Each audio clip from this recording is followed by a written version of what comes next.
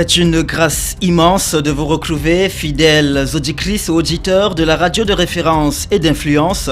Merci de nous accorder le privilège de vous apporter une information juste, vraie, authentique. Chaque instant passé en votre compagnie compte, puisqu'ensemble, nous impactons le quotidien de tous.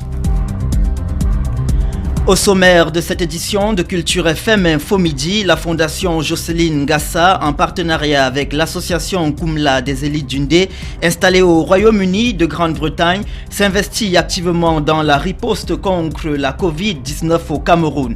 Elle vient d'acquérir un important matériel de protection destiné aux différentes communautés du pays. Sa fondatrice Jocelyne Ngassa viendra nous expliquer les raisons de ce coup de cœur des diasporiques camerounaises de l'ongre dans ce journal.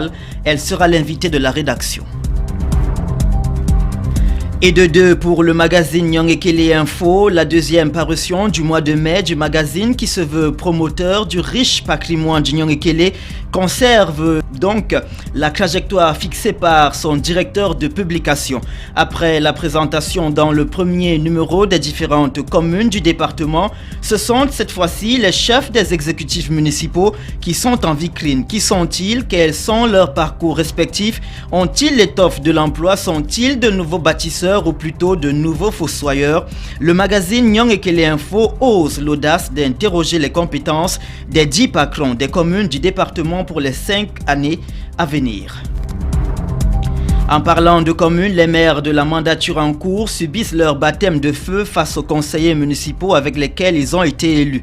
Les premières sessions ordinaires des conseils municipaux ont débuté la semaine dernière. Les enjeux sont immenses, les attentes des populations plus pressantes que par le passé. Cas d'école avec le conseil de la commune des Écas où l'énergie débordante du maire s'est heurtée à celle encore plus libérée de ses conseillers municipaux.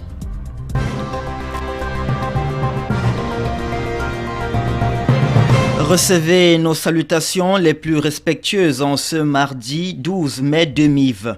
Comme nous vous le disions en titre, la Fondation Jocelyne Ngassa, en partenariat avec l'association Kumla des élites d'Undé installée au Royaume-Uni de Grande-Bretagne, s'investit activement dans la riposte contre la Covid-19 au Cameroun. Elle vient d'acquérir un important matériel de protection destiné aux différentes communautés du pays, un coup de cœur des diasporiques camerounaises de l'ongre, tel que nous l'explique sa fondatrice Jocelyne Ngassa. Elle est l'invitée de la rédaction. L'entretien est mené par Fabrice Elilibon. Bonjour madame. Bonjour Fabrice. Est-ce que vous pouvez vous présenter pour nos auditeurs? Oui, alors mon nom c'est Jocelyne Ngassa, fondatrice de la FGN, une fondation qui porte donc mon nom. Connaissant votre attachement aux œuvres humanitaires, peut-on dire que la riposte contre le Covid-19 entre en droite ligne de vos activités de soutien en direction des communautés? Je commencerai par dire que la pandémie du coronavirus, nous ne la voyons pas simplement comme un problème de santé publique, mais plutôt comme un destructeur des économies africaines. L'expansion de l'économie en général, mais l'art et la culture ne seront pas épargnés. Maintenant, c'est vrai que nous pensons à comment on peut utiliser les plateformes digitales, par exemple, pour continuer à valoriser notre patrimoine pendant cette période de crise. L'action de la Fondation n'est pas simplement de valoriser notre patrimoine, notre culture, mais nous avons aussi un axe humanitaire, comme vous l'avez relevé.